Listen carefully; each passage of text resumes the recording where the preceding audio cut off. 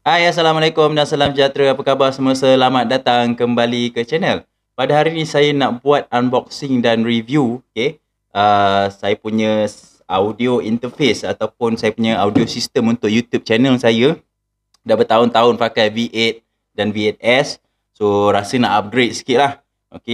So hari ni saya nak unbox iaitu Euphoria UMC22. Ini dia Euphoria UMC22 USB audio interface. Dan saya beli juga sekali dengan Ultra Voice XM8500 Dynamic Cardioid Vocal Microphone. Okey, sebelum tu kita intro dahulu.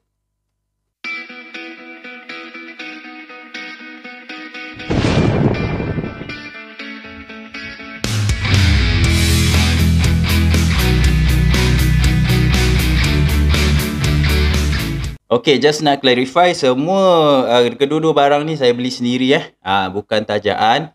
Memandangkan saya dah lama sangat guna setup yang agak bajet macam ni, mikrofon pun Shopee punya, lepas tu saya pakai V8 dan V8S. Jadi teringin lah nak pakai setup yang lebih okey sedikit lah. Dan ni pun dikira consider bajet juga sebab harga dia pun dalam 230, mikrofon ni dalam RM70. So total kedua-dua barang ni hanya 300.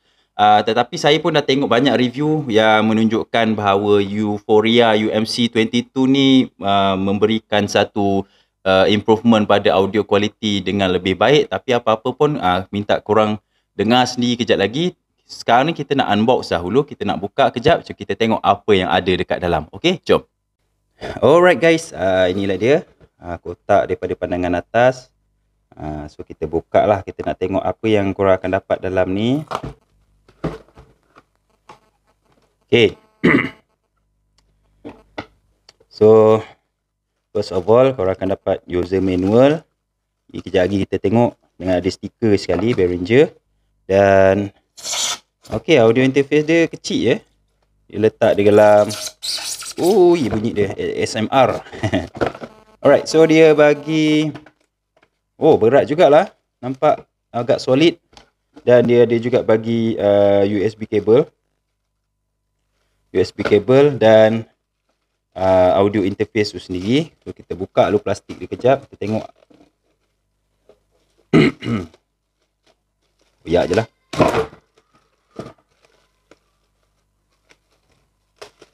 Baik. So build quality wise dia besi output dia besi. Okey, dia ada multi input kat sini. Dia ada untuk XLR dan juga standardnya combine. Lepas tu dia ada satu lagi standard quarter inch kat sini, dan dia ada dua control, iaitu dia ada satu untuk gain untuk first dan gain yang kedua untuk yang second input. Kemudian dia ada untuk phantom power, ni direct monitor. Kita boleh monitor menggunakan kita punya headphone. Dan kita juga ada output control dekat sini. Dan yang mana output control dia ada dua output dekat sini. Pertama, dia ada USB output. Dia dah sediakan dia punya kabel ni, maknanya kita akan cocok terus dekat PC. Dan ada satu lagi output left right, yang mana output left right ni kita boleh outputkan kepada speaker ataupun kita boleh outputkan kepada smartphone.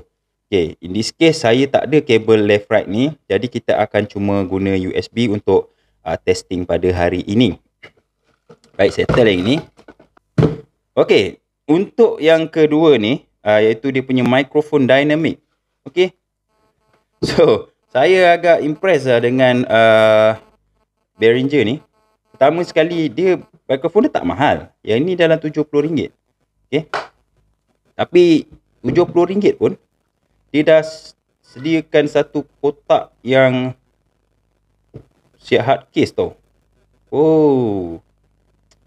Sedap juga mic dia. Berat sikit lah mic, tapi comel lah mic dia.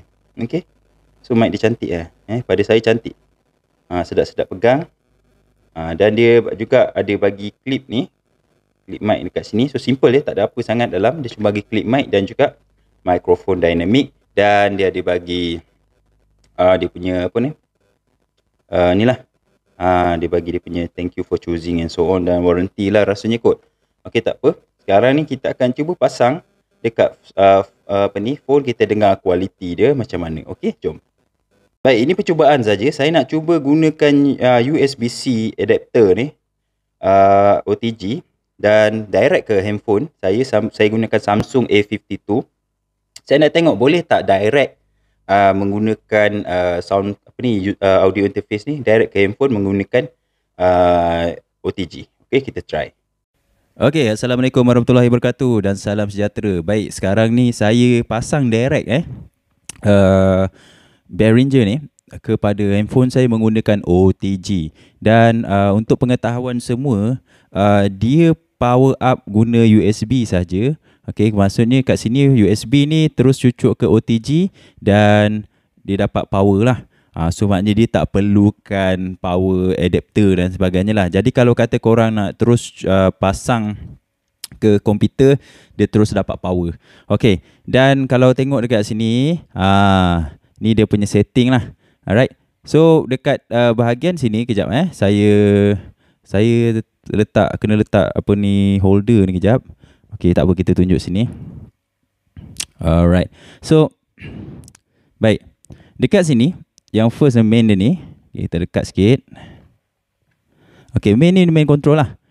Ni punya main control. So sekarang ni saya dah pasang saya punya mikrofon, dan okey, kalau tengok saya ni dia akan keluar lampu hijau dekat sini. Tapi kalau kita cakap kuat sangat, dia akan klip. Maksud klip ni dia lebih lebih sini. Contoh kalau adjust again, dia akan kuat, nampak? Dia akan keluar lampu merah. So suara saya pun memang pecah. So kita adjust secukup rasa. Kemudian dekat sini, ini untuk mic yang kedua. So in this case saya cuma pakai single mic ni saja. So inilah hasil audio dia menggunakan direct So direct connection. So memang untuk pakai audio interface ni, dia tak ada macam echo apa semua. Apa yang korang perlu buat adalah korang kena outputkan left right ni dekat belakang ni. Okey, korang kena outputkan yang ini, left right ni. So masuk kepada V8 ataupun V8S. Kemudian barulah guna echo untuk dapatkan karaoke secara live. So in this case, this is more towards recording lah. So lebih pada recording punya version. So untuk record. Okay, dan kalau korang direct ke phone macam ni sekarang, yang keluar adalah left channel saja. So bila masuk dekat editing, CapCut ke apa untuk video editing, korang kena duplicate lah. Saya pun tak pasti kenapa dia keluar left channel saja. Bila kita cucuk dekat USB, saya akan try find out lah. Okay, so sekiranya ada satu lagi the best part, walaupun dia power up by USB, dia ada phantom power. Korang boleh onkan phantom power dan korang boleh gunakan mikrofon BM800. Okay, contoh sekejap saya punya BM800 saya kat mana lah. Okay, ini saya punya mic BM800. Sekarang ni saya guna dynamic, so saya tak perlukan phantom power lah. Okay, so phantom power dia punya perlu gunakan adapter jenis XLR So guna XLR baru dapat phantom power dia. So sekarang ni saya nak tukarkan guna mikrofon BM800 pula. Okay, jom. Sekarang ni saya gunakan BM800 condenser microphone. Dan untuk guna condenser microphone, okay, kalau nampak lampu merah bawah tu, phantom, saya on kan phantom power dan dia easy to clip lah sebab condenser microphone dia lebih sensitif. Okay, so korang kena adjust secukup rasa. Dan untuk monitor, live monitor, korang boleh cucuk headphone dekat sini dan on kan live monitor. Okay, ini kualiti untuk bila saya gunakan mic BM800 condenser microphone. Okay, nampak tu. Jadi adjust lah. Macam ni senang nak clip. Macam tadi mic mic dynamic saya yang ini. Okay, mic daripada Behringer ni, mic yang ini dia simple je. Dia tak mudah nak clip, tapi gain dia dalam separuh dah cukup dah. Dah suara dah lemak-lemak dah. So untuk mic condenser kita nak gunakan, kita kena on dulu phantom power dekat belakang ni. Okay, senawa. Okay, kita on dan kita boleh okay, dan dia akan keluar lampu phantom power dekat sini lah. So simple sangat. So ini adalah kualiti audio yang menggunakan BM800 kepada Behringer UMC 22. So apa pendapat korang? Best tak best? Okay, untuk kalau nak guna macam condenser microphone macam ni, disarankan untuk buat audio treatment. Maksudnya kena pasang lah foam dan sebagainya, sebab mic condenser ni dia lebih sensitif. Tapi kalau macam korang macam saya dekat rumah, biasanya buat studio dekat rumah, untuk nyanyi live ke apa benda, saya sarankan guna mic dynamic. Setakat ni mic dynamic daripada Ultra Voice XM800 daripada Behringer ni mic yang paling budget, tapi dia punya review sangat baik lah. Even overseas punya review pun sangat baik. So saya tukar balik dekat guna mic ni jom.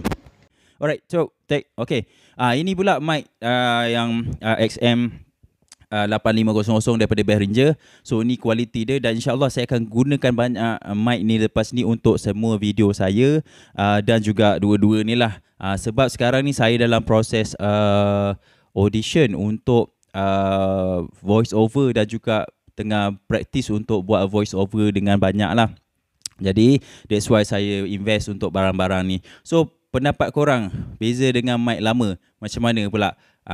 Saya nak tukar kepada mic lama saya, iaitu mic murah ni, mic budget ni, mic Shopee ni, dan kita tengok pula apa hasil dia. Okay, jom. Okay guys, ini pula mikrofon budget. Mana kalau kata korang punya setup adalah budget sangat-sangat, saya sangat-sangat recommend mic ni. Okay, mic ni juga Yanmai SF920 dan juga guna audio interface V8S ataupun V8. Saya lebih suka V8S lah, sebab V8S dia punya monitor lebih kuat, jadi boleh dengar clear, dan juga dia ada monitor lampu dekat dia punya equipment tu. Ini adalah review saya pada hari ni. Kalau nak tanya saya dah dengar sikit tadi sebelum orang kata saya tukar pada mikrofon ni. Saya sangat puas hati dengan sound yang dihasilkan oleh mikrofon ni dan juga Behringer ni. Cuma kalau kita buat direct connection, dia cuma akan keluar pada left channel saja. Saya tak pasti kenapa. Mungkin USB tu tak dapat nak proses ke apa, whatever. Tapi tak ada masalah bila kita masuk dalam audio, dalam editing, kita boleh duplicate balik untuk right channel, jadi dia dapat balance lah. Sebaiknya gunakan kabel stereo kabel output dan masukkan kepada V8, V8S, dan barulah masuk ke handphone. Baru dia akan dapat audio yang okey. Tapi for this purpose, saya memang akan gunakan USB dan kita proses audio tu menggunakan komputer. Okey, itu je guys saya punya review pada hari ni. So diharapkan korang dapat manfaat pada video ini. Dan apa-apa komen boleh komen dekat bawah. Kita jumpa pada video yang akan datang. Assalamualaikum dan salam sejahtera. Bye bye. Jangan lupa subscribe.